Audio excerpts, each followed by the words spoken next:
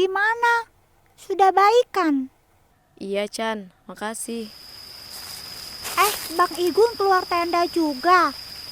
Udah diatasin Zata. Sekarang dia sudah istirahat. Lebih baik kalian berdua masuk istirahat. Biar abang dan Zata yang jaga di luar. Abang yakin dia nggak bakal kesurupan lagi. Yuk Nancy masuk. Suruh Zata keluar ya. Iya, iya.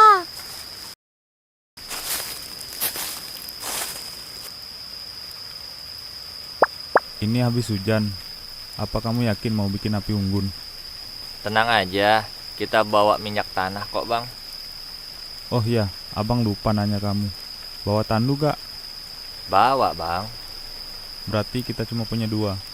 Baiklah, abang mau ke atas dulu buat nelpon Johnson. Kita butuh tambahan 1 tandu lagi buat bawa Anjar. Memangnya masih ada sinyal bang? Tenang aja, HP abang kan HP jadul. Ya udah, aku mau sholat dulu ya.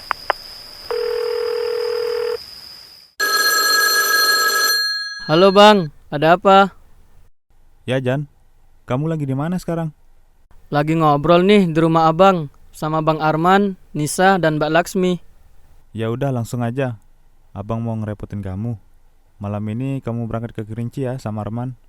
Karena ada 3 orang yang harus ditandu lagi untuk besok turun. Jangan lupa bawa 1 tandu lagi ya. Memangnya apa yang terjadi pada mereka bang? Nanti abang jelasin sama kalian berdua kalau kalian sudah sampai di sini. Oh ya, abang mau ngomong sama istri abang sebentar. Baik bang, Mbak Laksmi, Bang Igun nih mau ngomong. Halo, ada apa, Pak? Berry udah tidur mah? Sudah. Barusan dia tidur. Ya sudah, papa tadi minta tolong Johnson buat nyusul malam ini sama Arman. Mama tolong siapkan keperluan mereka ya. Dan 1 lagi, titip Nisa. Iya, Pak. Nanti Mama siapin semuanya. Nih, Jensen, HP-nya.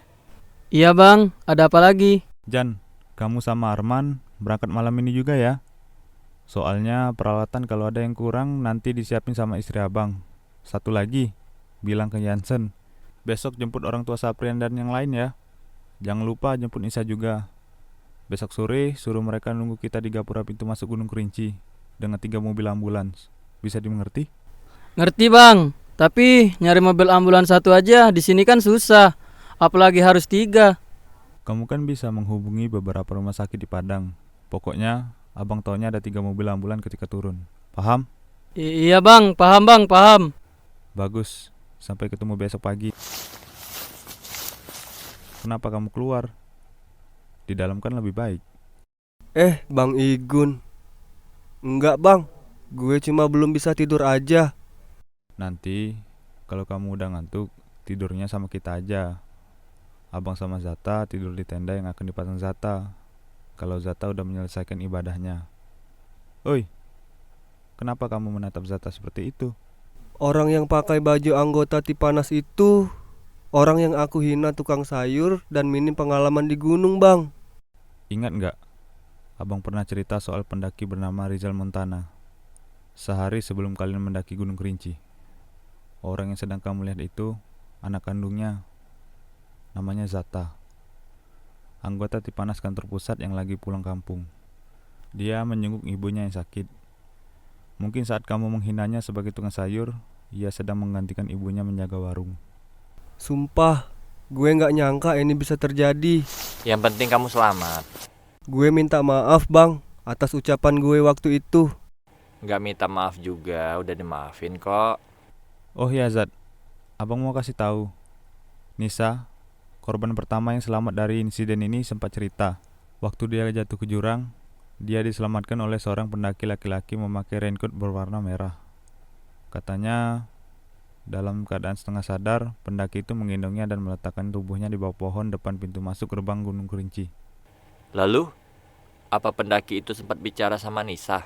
Ya, sebelum pergi, pendaki itu bilang, "Kalau nanti bertemu dengan keluargaku, sampaikan pesan ini nak, tolong ikhlaskan aku." Setelah itu pendaki itu kembali masuk ke hutan. Apa Nisa melihat wajah orang itu? Ya, dan kamu tahu, katanya Wajah orang yang menyelamatkan itu mirip sekali dengan laki-laki yang ada di dinding foto rumahku. Laki-laki yang sedang berfoto dengan ayah abang di puncak Kerinci. Yang gak lain adalah ayahmu. Sebenarnya aku nggak percaya bang, kalau arwah orang mati bisa menjumpai orang yang masih hidup. Bisa saja itu makhluk halus yang menyerupai ayahku. Menurutku juga begitu, Zat. Tapi percaya atau enggak, kamu harus menerima kenyataan kalau sebenarnya ayahmu sudah nggak bisa ditemukan lagi, sekalipun dalam bentuk jasad. Sepertinya kita harus banyak mengikhlaskan hidup di dunia ini ya. Abang yakin kamu bisa menerimanya ini. Setelah turun nanti, pulanglah dan ceritakan kejadian ini pada ibumu.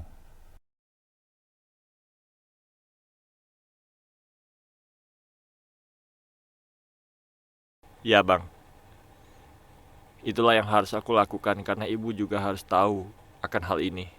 Lalu Nisa bilang apa bang? Pada laki-laki yang katanya mirip ayah Bang Zata itu. Kata Nisa, jangankan berbicara pada laki-laki itu. Bahkan mengucapkan kata terima kasih pun tak terpikirkan, karena tubuhnya masih sangat lelah. Paginya, tahu-tahu ia melihat Cantigi ada di depannya, sedang memancing di genangan air. Saat itulah ia meminta tolong pada Cantigi. Gak lama kemudian, Cantigi melihat mobil Jansen lewat. Cantigi pun turun untuk meminta bantuan padanya. Gak lama kemudian, Cantigi memberitahu orang-orang di pasar. Kabar itu pun menyebar dengan cepat. Ya benar. Kamu tahu, sebenarnya Nisa merasakan firasat yang aneh mengenai perjalanannya ini. Setelah bertemu Cantigi, katanya perempuan yang beruntung. Saat itu Nisa masih bingung, tapi ia sadar setelah dilamar Ardi di puncak Kerinci, bahwa apa yang dikatakan Cantigi itu benar. Nisa merasa perempuan yang beruntung ketika menjadi perempuan yang dilamar di puncak gunung dengan cincin tunangan. Kami juga pertama kali lihat waktu itu, kalau ada perempuan dilamar di puncak gunung dengan cincin tunangan. Dan kamu pasti tahu apa yang dikatakan Cantigi itu ketika bertemu kalian. Anak itu memberi pesan kepada kami di pintu masuk Gunung Kerinci bang. Dia bilang, hati-hati. Saat itu kami pikir itu hanya pesan biasa, tapi ternyata itu pesan yang diberikan khusus buat kami bertiga. Ya aku tahu. Tadi sore waktu di shelter 3, Cantigi bilang, katanya insiden ini terjadi karena Saprian memaksa Quinta pindah keyakinan. Lalu Quinta yang dalam tekanan akhirnya menuruti permintaan Saprian. Dari mana Cantigi tahu hal itu? Cantigi bisa tahu waktu menyentuh jenazah Saprian. Dia cerita mereka berdua mati karena dibunuh penunggu di sini yang menyerupai wujud mereka. Hal ini seolah memberitahu kalau mereka berdua sengaja dibunuh di sini karena kesalahan mereka sendiri. Aku juga belum pernah dengar ada pendaki yang berani melakukan itu di puncak gunung manapun. Mungkin ini kesalahan paling fatal yang gak bisa dimaafkan. Karena agama apapun melarang keras memaksa orang lain untuk pindah keyakinan. Tapi tunggu dulu. Setahu abang, Cantigi kan anak indigo. Dengan kata lain, dia orang yang tahu sebelum kejadian. Tapi kok dia bisa tahu musibah yang sudah menimpa Saprian dan Quinta? Ya logika aja lah bang. Cantigi kan sejak lahir punya kemampuan itu. Pasti sekarang dia sudah bisa mengembangkannya. Kalau Cantigi tahu apa yang akan terjadi, pasti ia pun tahu apa yang sudah terjadi. Benar juga sih. Anak itu punya kemampuan melebihi manusia normal pada umumnya. Tapi menurutku indigo itu bukan kelebihan bang, melainkan suatu keanehan yang semu. Karena kalau dilihat dari segi agama, seorang anak indigo itu mendapatkan informasi dari makhluk halus yang menjadi temannya. Dan informasi itu nggak semuanya benar.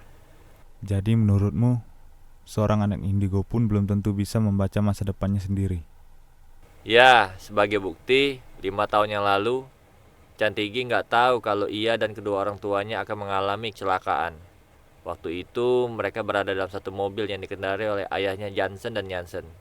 Saat itu mereka sedang dalam perjalanan pulang ke rumahnya. Untungnya Cantigi masih selamat dalam insiden itu. Sejak saat itulah Cantigi menjadi anak yatim piatu yang diasuh oleh kakek dan neneknya sampai sekarang. Ya, setelah kejadian itu, sebenarnya kakek dan nenek Cantigi pernah cerita kalau mereka pernah membawa Cantigi mendatangi seorang ulama untuk diruqyah. Tapi Cantigi malah kabur karena takut. Menurutmu, Apa anak indigo bisa dilihat dari keanehan perilakunya sendiri? Jujur aja, abang masih penasaran dengan tingkah lakunya Cantigi yang suka memancing di genangan air.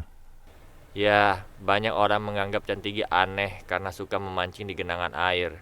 Tapi kalau aku lihat, dia bukan sedang memancing. Lebih tepatnya sedang menarik. Menarik perhatian orang di sekitar. Menarik perhatian orang sekitar. Mungkin dia melakukan itu karena merasa kurang kasih sayang semenjak ditinggal orang tuanya. Bisa jadi. Si Anjar ngapain dia sendirian di situ? Biarkan saja, mungkin dia butuh ruang untuk menyendiri.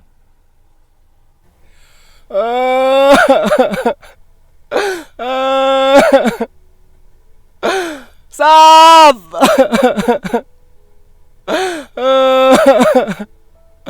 Maaf, semua ini salah gue.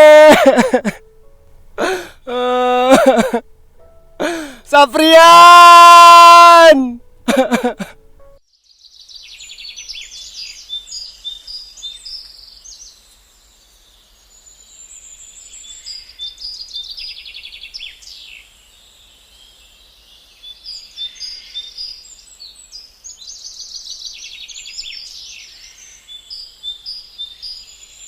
Hei, bangun. Sarapan udah siap nih. Iya bang, sebentar. Bang, orang yang ditunggu sudah datang tuh. Gun! Hei, udah sampai rupanya. Sorry bang, kita telat. Karena semalam istirahat lama di shelter 2. Ya sudahlah. Yang penting kalian sudah di sini sekarang. Oh, jadi bintang tamunya sudah datang. Zat, masih hidup ya? Pakai nanya lagi. Ya sudah, kita sarapan dulu buat memulihkan tenaga. Setelah itu baru bawa 2 jenazah yang dalam tenda itu turun. Jadi benar sudah ada yang meninggal? Ya, jenazah Saprian dan Quinta ada di dalam tendanya. Sedangkan Anjar yang selamat tidur satu tenda denganku dan Zata.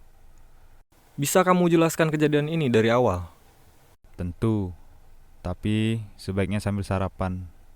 Akan kuceritakan semuanya apa yang terjadi, biar benar-benar jelas.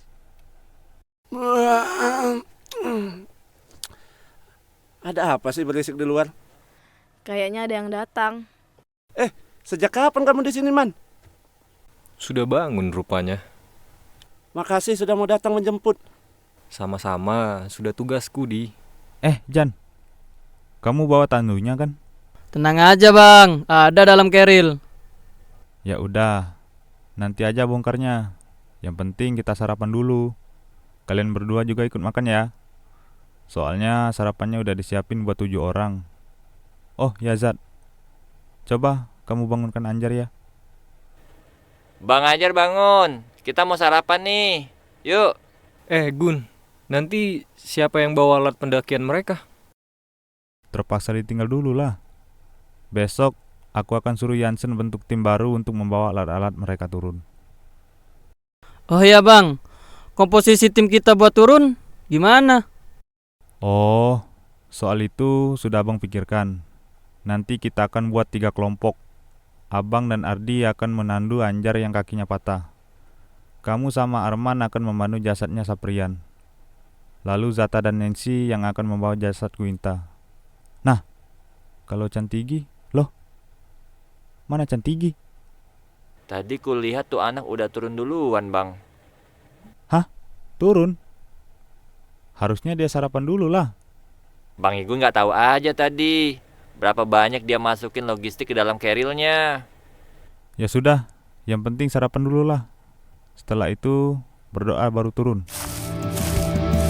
Engkau yang hilang tanpa jejak, engkau yang pergi tinggalkan mereka menangis saat engkau yang hilang, bawa kenangan bersamamu yang pergi tinggalkan duniamu ini.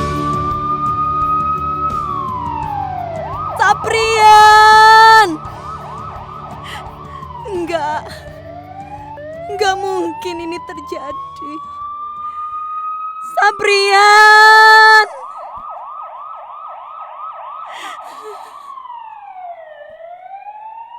Apa yang terjadi?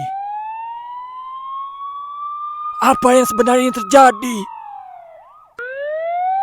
Cepat ceritakan yang sebenarnya. Apa yang terjadi pada Saprian? Apa yang terjadi pada anak kami? Semua akan kuceritakan, Pak. Tapi baiknya masukkan dulu anakmu ke dalam ambulan. Yo brother, udah semua? Ya, sekarang bantu bawa mereka ke ambulan. Oke brother, kita angkut sekarang. Tadi lihat Cantigi? Ya, dia sudah turun 1 jam yang lalu. Dia bilang sesuatu nggak? Dia nggak ngomong apa-apa brother. Sekalipun ditanya sama orang tua korban, dia tetap jalan tanpa menoleh sedikit pun. Sudah kuduga. Gak nyangka ya Zat, kejadian yang menimpa mereka bisa seperti ini. Kayak gak masuk ke dalam logika aja. Aku juga nggak percaya awalnya kalau ada makhluk halus yang bisa mengganggu manusia hingga tewas. Itu nggak masuk akal sampai terjadinya musibah ini. Tapi kalau sudah izin Tuhan, logika apa lagi yang harus kita pakai? Bu, maafin Anjar bu. Ini semua gara-gara Anjar. Iya nak. Ini musibah kita bersama. Sabar nak. Saprian dan Quinta mati bu. Mati gara-gara Anjar. Iya nak. Sudah. Cukup nak.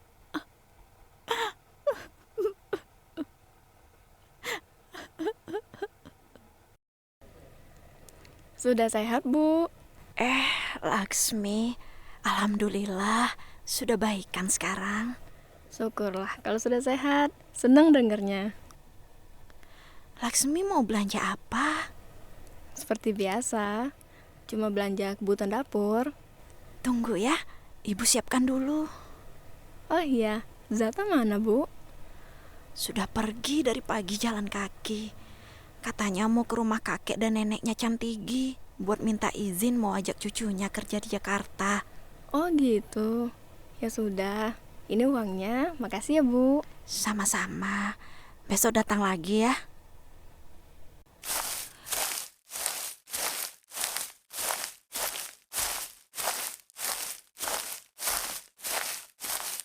Dio baru pulang dari masjid. Serius, Bu? Iyo, kata orang-orang diolah ikut pengajian. Syukurlah kalau dia udah sadar. Soalnya terakhir ketemu, dia masih ngambil umpeti di warung Bu Anjani. Yang berantem itu yo? Iya, mungkin setelah kejadian itu kali dia sadar. Apapun penyebabnya, yang penting sekarang dia udah jadi orang baik. Mudah-mudahan komplotannya juga berubah ya, Bu. Ibu dengar teman-temannya juga udah beralih profesi jadi tukang ojek di pasar. Syukurlah kalau udah berubah semua. Oh iya, Laksmi mau belanja apa? Nasi uduk aja, Bu. Seperti biasa, 3 ya.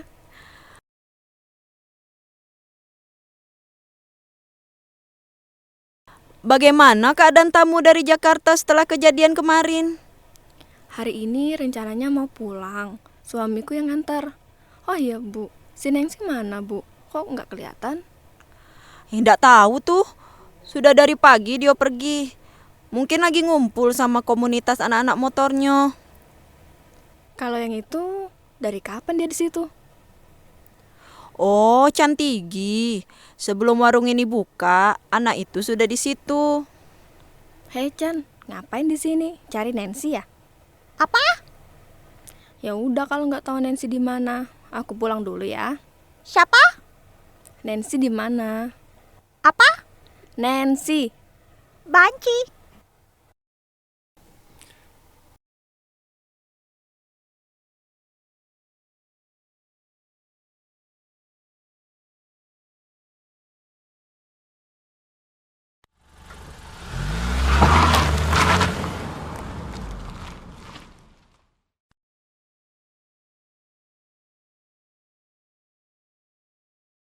Itu barang-barang almarhum Saprian dan teman-temannya yang ditinggal di shelter 3 kemarin ya?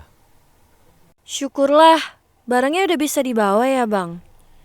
Ya, sekarang barang-barangnya ada di mobil. Nanti diturunkan kalau udah sampai di bandara aja ya. Oh ya, Man, kamu sudah pesen tiket pesawat Padang Jakarta kan? Udah Gun, tiket aman. Ya udah kalau gitu, kita berangkat aja yuk. Gun, nanti antar kita dulu ya, buat ketemu teman-teman kamu yang kemarin nyelamatin kita. Soalnya kita belum ngucapin terima kasih. Sebenarnya aku sudah coba ajak mereka ke sini, biar ketemu kalian pagi ini. Tapi mereka yang nggak mau. Kata mereka, bukan ucapan terima kasih dari kalian yang mereka inginkan. Lalu apa? Mereka hanya mengucapkan satu kalimat. Jika bertemu mereka lagi, sampaikan aja bang. Kenanglah kami.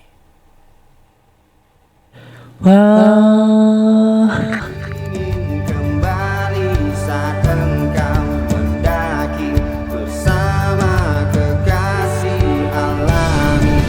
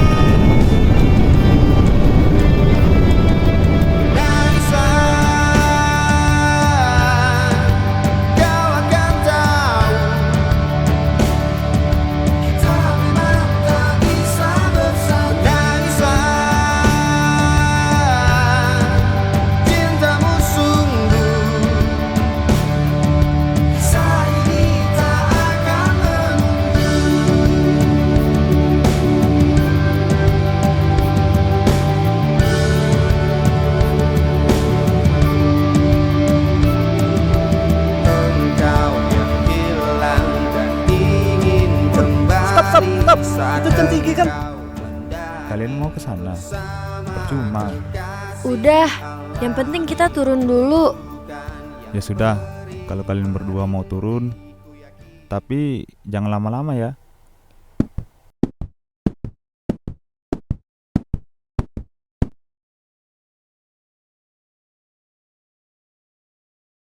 Mbak Cantigi, makasih ya untuk semuanya. Kalau nggak ada Mbak, mungkin kita nggak akan selamat. Kok mereka diabaikan ya Gun? Mereka berdua sudah tahu hasilnya. Memang seperti itulah anak itu.